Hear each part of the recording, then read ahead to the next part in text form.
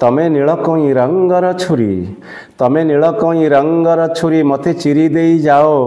देखिला बेलकु मु नुहे तुमे रक्त रे बुड़ी थाओ आहा करू करू हसी हसी तमे मो बाट आगुली बस न चाहिबी बोली आखि बुझी देले हृदय भितरे दिश प्राण जाऊ प्राण रहू पाई न पाई पाइबा दुख सुख लगी थाऊ। कविता श्रीराधा कवि रमाकांत रथ। यही कविता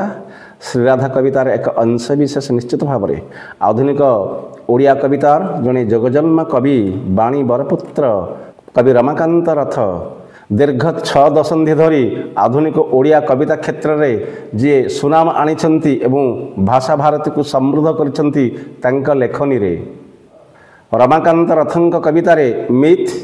प्रतीक एवं चित्रकल्पर अपूर्व समावेश घटी। कविंक कविता केते दिनर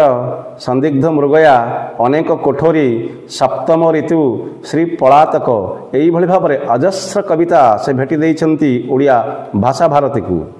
तांक कवितारे मनीष जीवनर मौलिक समस्या प्रेम पाप दुख एवं विषाद मृत्यु मानवीय द्वंद्व निसंगता बोध एवं आत्मदर्शन यही भाव में अनेक चित्र से अंकन करिछंती तांक कवितारे मनीष जीवनर गाथा मनीष जीवनर कथा मनीष जीवनर व्यथा विषादवाद तथा निसंगता बोध किभली भाव में मनीष को व्याधिग्रस्त करिछि तार ज्वलंत उदाहरण तांक कविता लंठन आउ जेउथरे से कहिछंती अनुमान करिपार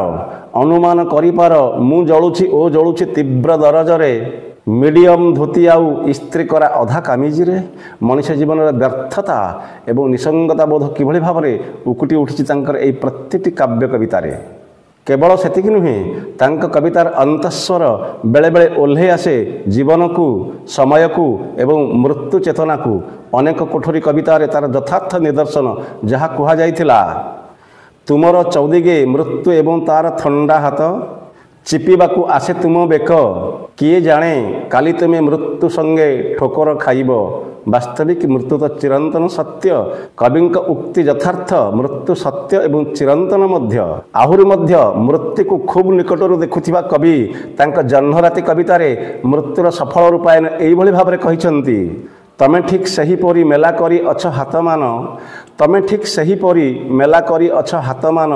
जेउठारे ओल्हाइले सेहिठारे तुम आलिंगन। आउ मध्य तुम चंद्रमार चूड़ी कवितारे चंद्रा बेहराणीर जीवनर व्यथातुर दिगर जो कह जाउछि करुण कहानी को तुम अति निखुण भाव में वर्णना करछ सतत अनुभूतिशील मनीष भली। सेइथिपई तो तुम कवि द्वितीय ब्रह्मा किभली भाव में चंद्रा बेहराणी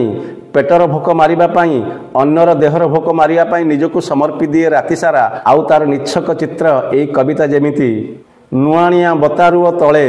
से जीछि एई घरे नुआणिया बतारुओ तले से जीछि एई भंगा खपर रे छाउणी कुटीरे रातिर खाटेणी परे सहरर कोहल सकाळे दिहर दरज मारे सुंठी आउ गरम पानी रे